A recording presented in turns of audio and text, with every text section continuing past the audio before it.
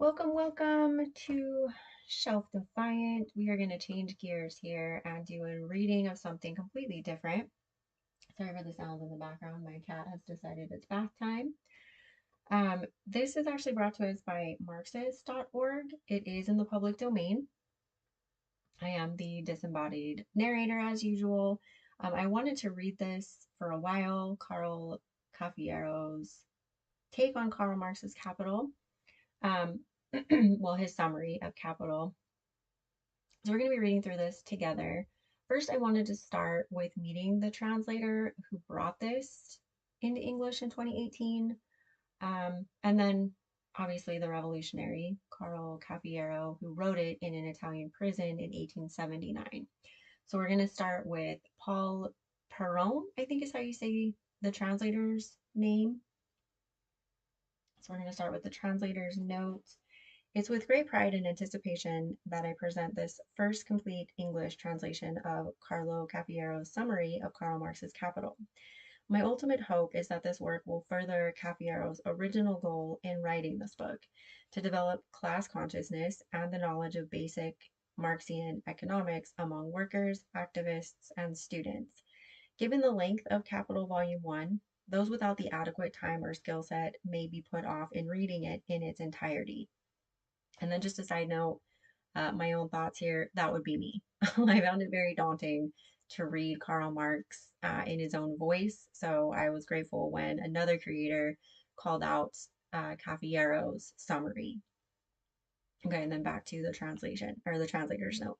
However, this summary, while not a substitute, is undoubtedly an adequate primer. Not only is it an easily digestible length, but it fully encapsulates the major points of Marx analysis of production, accumulation of capital, and the exploitation of labor.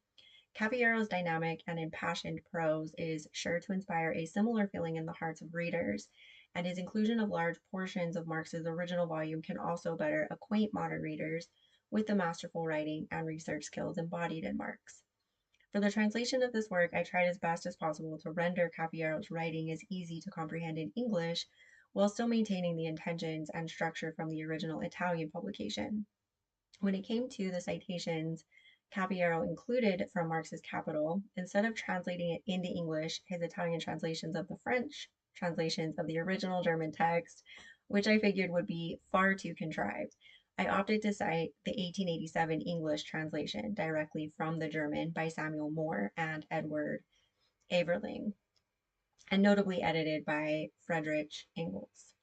Inglis. My apologies, I'm not sure I pronounced that correctly. This way, I ensured that Marx's original words would be as accurate as possible. The synthesis of the work done by both men is, I find, a comprehensive image of the entire breadth of the original first volume of Capital. Cafiero, now all but forgotten in English leftist circles, is worthy of further study by those of us in the modern age.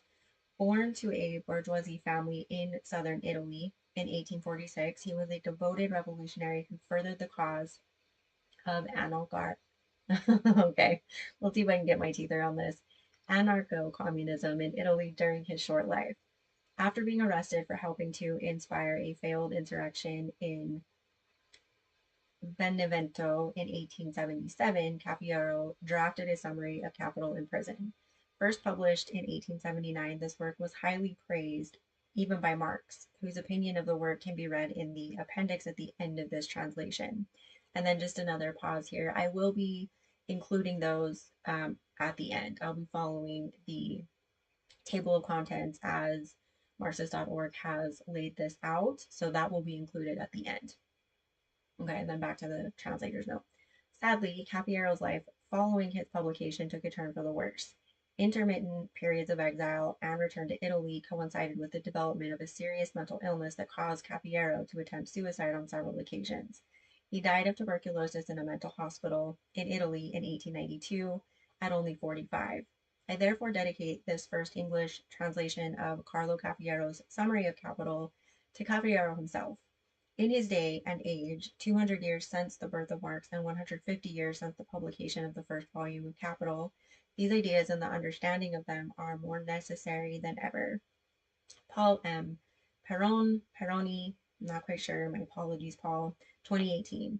And I mean, I feel like it's even more relevant now in 2026 that we reread this and share this incredible work, both by Carlo Cafiero and Karl Marx. So that's where I'll leave it. I wanted the translator's note to stand on its own, and I'll be doing the original introduction to the Italian online publication and then the preface next time. So thanks for joining me, and see you next time.